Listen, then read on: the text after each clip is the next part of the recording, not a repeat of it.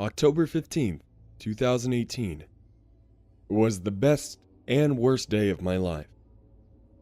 It was the best day of my life because my wife had given birth to a beautiful baby boy. It was the worst day of my life because my wife went into a self-induced coma, resulting from excessive blood loss. I took my new son Sam home that day and left my sick wife at the hospital. I was filled with so much sadness, yet so much love all at the same time. Every night I put my baby boy to sleep, and I was filled with absolute peace and joy. I had never seen a baby sleep as soundly as my son did. Every night I wished I could hold my wife as we watched our son dream the night away. I wanted so badly to retain these wonderful images I had of Sam, and I knew my wife would want them too. I knew I had to do something. My next door neighbor and his wife gave birth to a little girl named Cindy, 2 years prior. I remember them showing me a scrapbook filled with gorgeous sketches of animals, candies, toys, and things of that sort. The sketches were created by a machine called the Dream Sketch. The machine worked like a polygraph device, except it sketched whatever a person or child was dreaming of at the given time. I knew right then and there that I had found the answer. When I brought the machine home, it came complete with a moderately sized sketching machine that came with a stack of paper, extra ink, and 2 small wireless sensors that were to be placed on the right and left sides of the head of the dreamer. Later that night, I cradled my son to sleep. I then put the 2 small sensors on both sides of Sam's head and turned on the machine. The machine buzzed softly on into the night.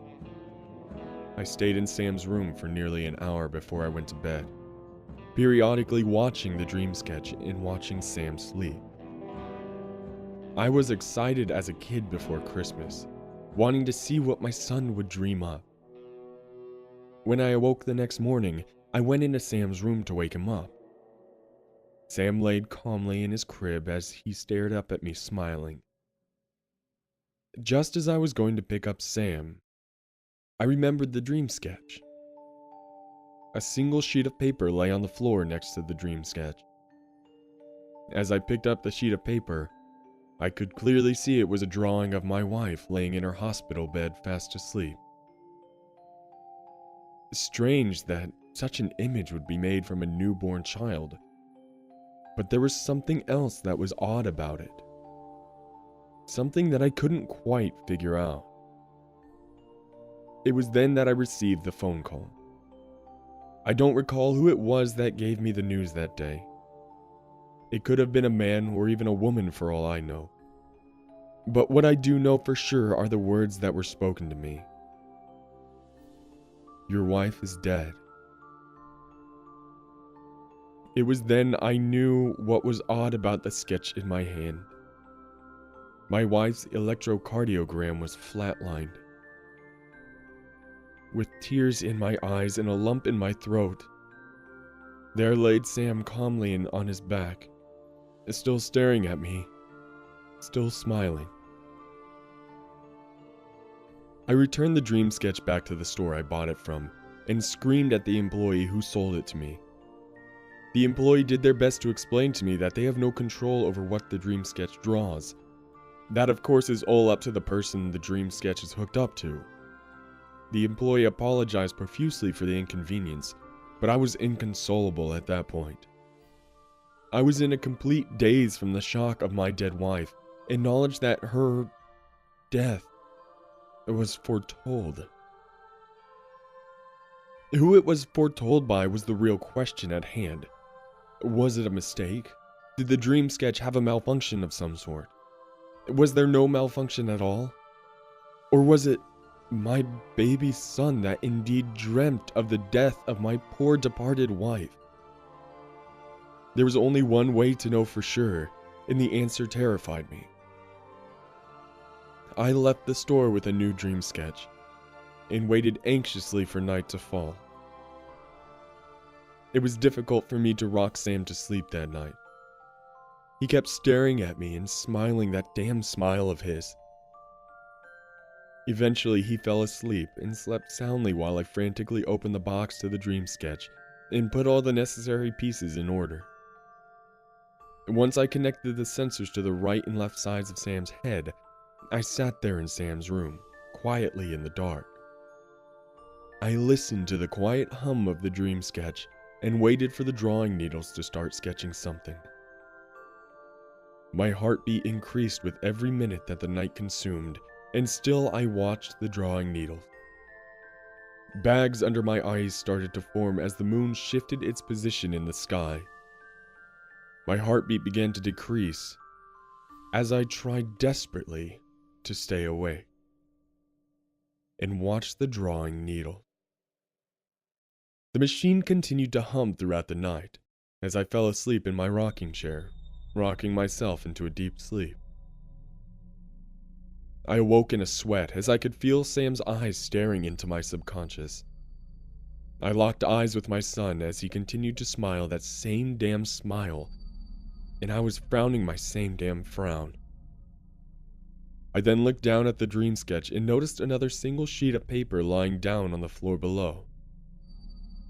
I dropped to my knees and crawled over to the paper, frightened as a child in the dark. I wanted nothing more than to crumple the paper up and burn it and never know what was drawn on it. But I couldn't.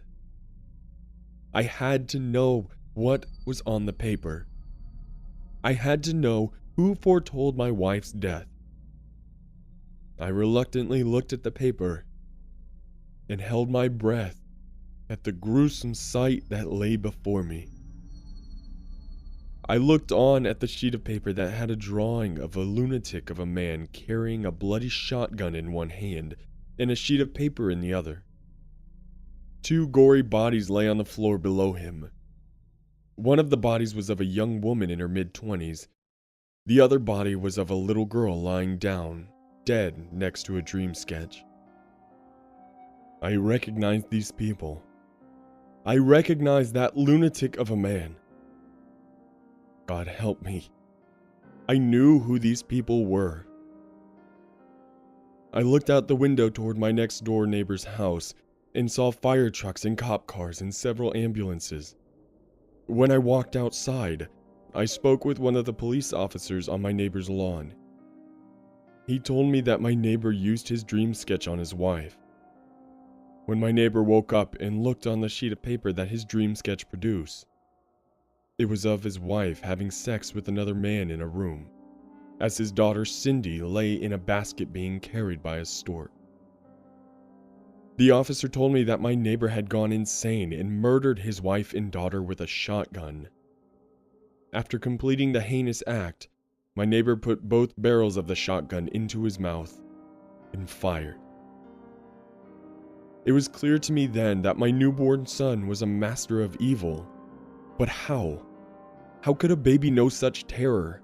How could a baby foresee evil things to come? Could he in fact be an evil being? Or could he just see things to come and these things just so happen to be the forces of evil? No.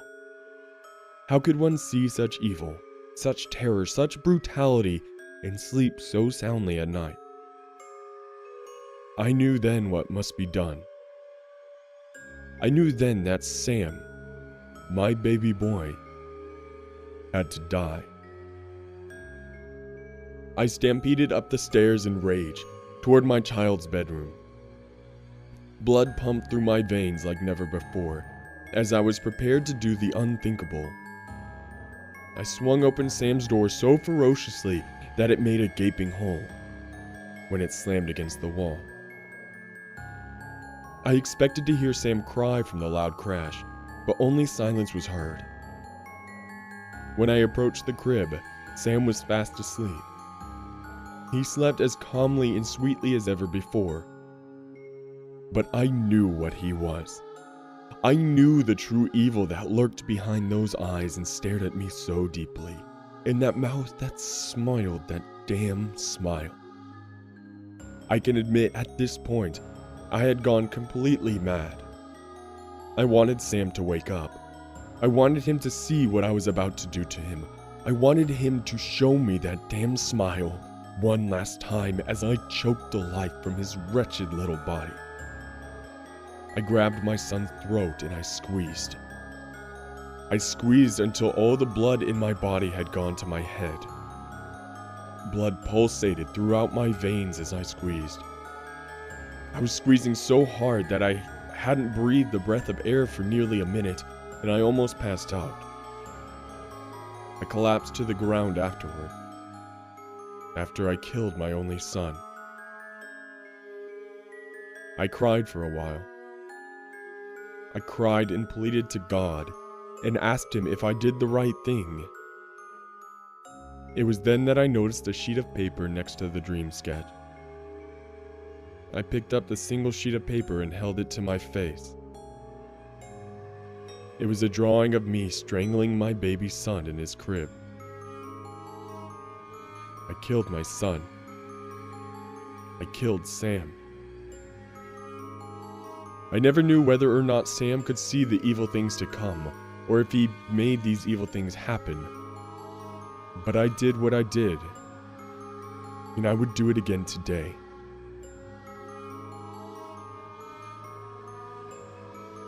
This was a confession statement made by Vincent Marshall regarding the murder of Samuel Marshall. Confession taken at Los Angeles County Police Department on December 21st, 2018, at approximately 5:55 p.m.